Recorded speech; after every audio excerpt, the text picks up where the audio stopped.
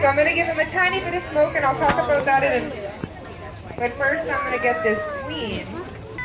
So as I pull these bees away, some of them are going to stick with her.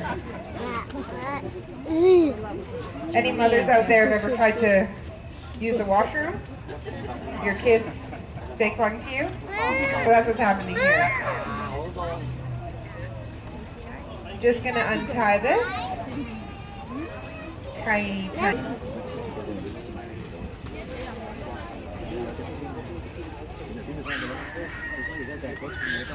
Okay, here we go. Are you ready? You ready? Are you still ready? Okay.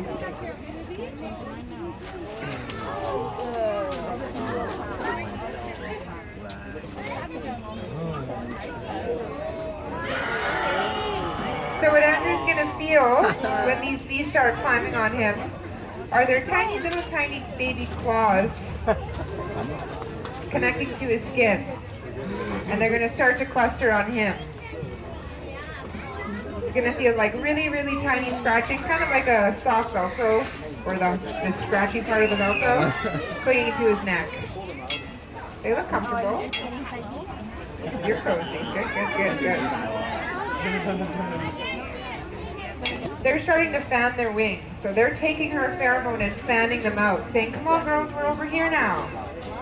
So I'll just bring them closer for him.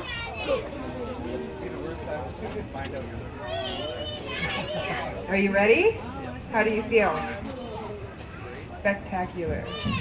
Okay. So they're all clung to each other, so you just give them a little shake and they all drop down. And right away, they're going to start climbing his chest. Up they go, up they go. One flies up and says, oh, here she is. Fans the pheromone. The rest of them start following. Should we give him the rest?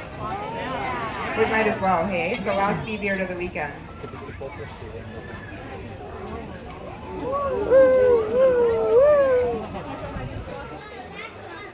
Got a bees, yeah. Okay. So when a honeybee colony swarms, it's something they do when they've reached capacity in the cavity they're living in. So they've outgrown their space because they're getting bigger and bigger in the spring. The queen is laying eggs and the colony's growing. So she takes off with about half the bees and they jump to a fence post or a tree nearby. So Andrew's our fence post or nearby tree today. And then what they're going to start doing is sending out scout bees. They're going to send out a few bees to try to find a new location to nest. So once they all agree that we found a really good new location, they'll all pick up off of Andrew and they'll find a nice new nesting cavity and they'll restart. They'll start foraging for nectar, they'll fill it with honeycomb, they'll build lots of wax. So if you see this, just give us a call and we'll come pick the bees off of Andrew or your fence post and we'll give them a proper home because we don't want them nesting in chimneys and siding. It's really hard to rescue them when they've nested in a place like that. So they're moving up nice and quickly. I'm going to use a little bit of smoke to encourage them up. So inside this barrel here is burlap. It's had coffee beans in it once upon a time, and now it's being recycled to commercial beekeepers. And the main reason that we use smoke in beekeeping is to mask alarm pheromone. So I talked about the pheromone the queen has. They can also emit an alarm pheromone. So if we were to accidentally squish one, it would emit this specific pheromone so that all of her sisters knew that there was danger nearby. So we use a bit of smoke so they can't move that alarm pheromone around. That keeps everybody safe.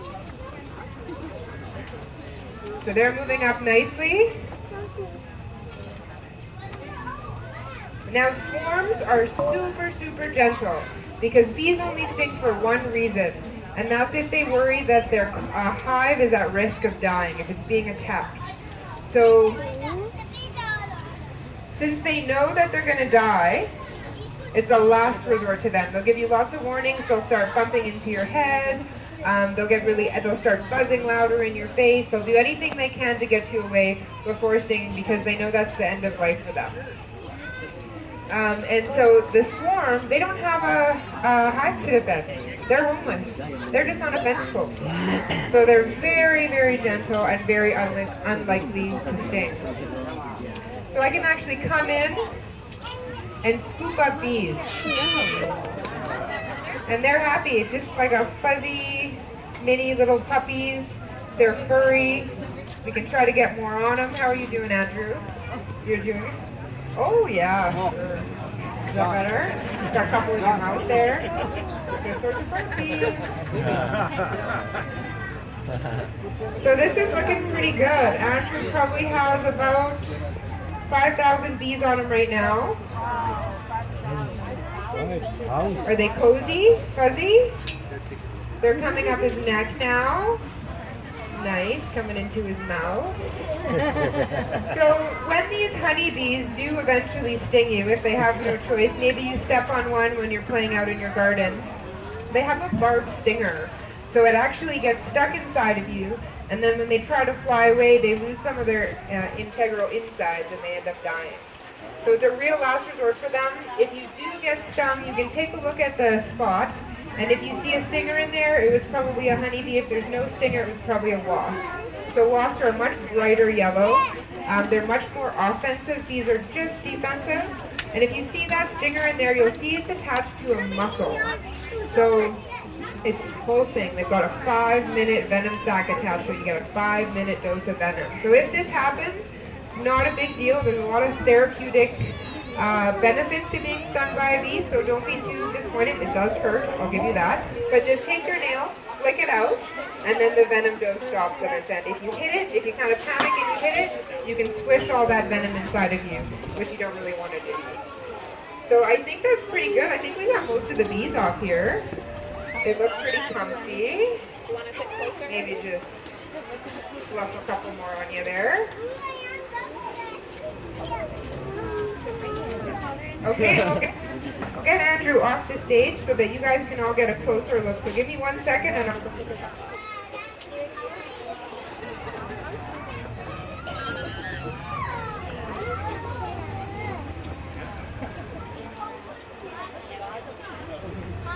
Okay, so without putting your chin down too far, come walk towards me. You look good. There's your step. Very good. There we go.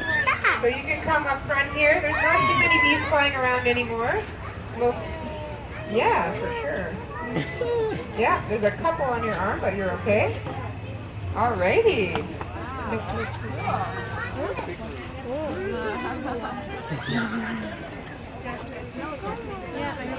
Yeah.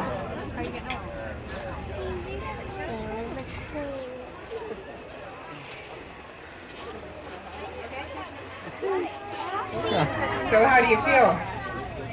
Good. Like a movie. Yeah, it's pretty meditative. It's fairly therapeutic. You're very aware of every little feeling on your body.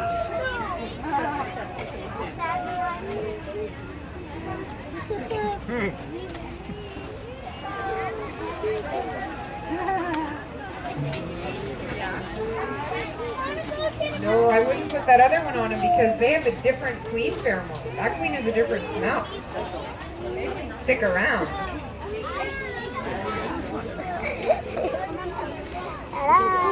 Hi. Get in there for a selfie, huh?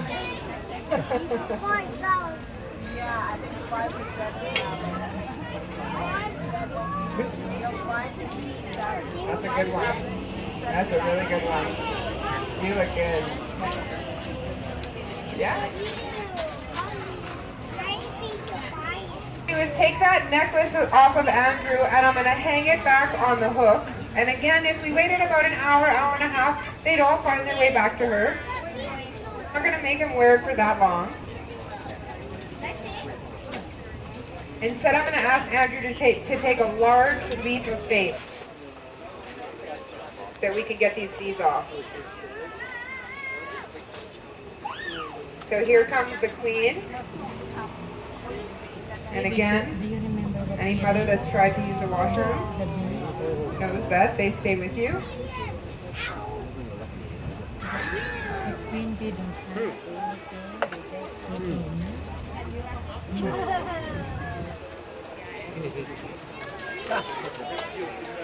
Good job, Andrew.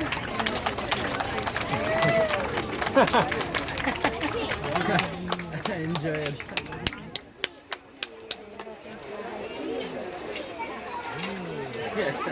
Like it?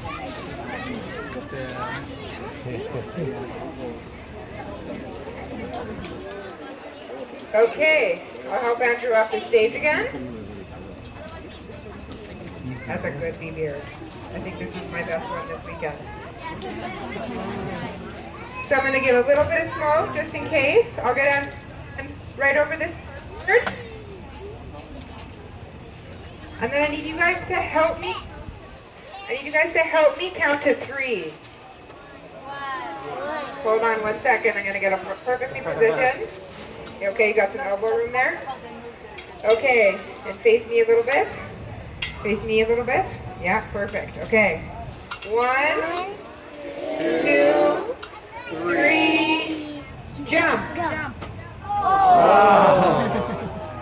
Okay, so we got most of them off. I'll get Andrew just to take 1 step backwards here. There we go. And I'll use a brush to get the rest of them off. Got him in his ear. You got any in your shirt? No, none in the shirt yet. That's good. And as they get disrupted from this brush, they're going to be watching out for that pheromone. And please don't throw rocks, okay? Thank you. And they're going to find that queen again.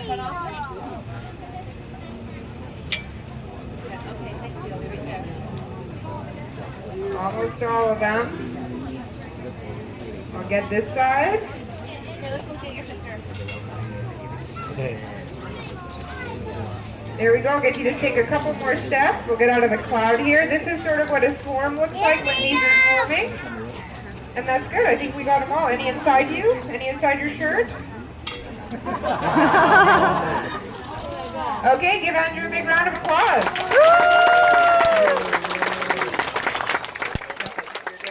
You're good. Okay, thanks for coming. There's going to be a beekeeping